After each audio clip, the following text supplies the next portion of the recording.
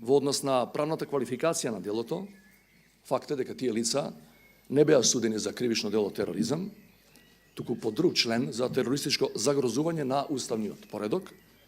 Действијата со кои може да се изврши тоа кривично дело се слични. Запретената казна е идентична, најмалку 10 години. Инаку за 27 април, паметите, постои пресуда за група луѓе кои беа дел од истата толпа, која влезе во собранието и го претепа зијадин села.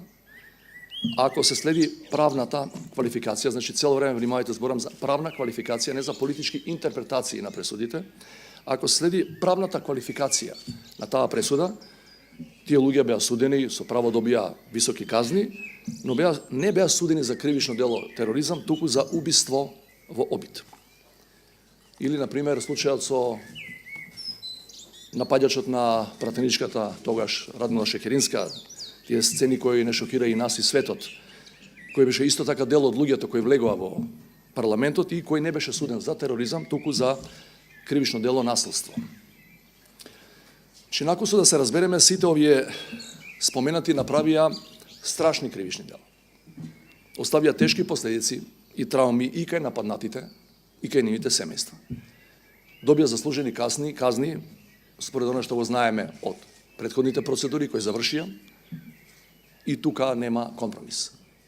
Она кое што е реалност поврзана со тој случај е дека основното човеково и уставно загарантирано право на жалба и второстепена судска одлука на лицата кои што се осудени поради настаните од 27 април во моментот е завршена и за жал најголемиот дел од нив се уште ја немаат истата таа одлука добиено, за да можат понатаму да ја искористат вореден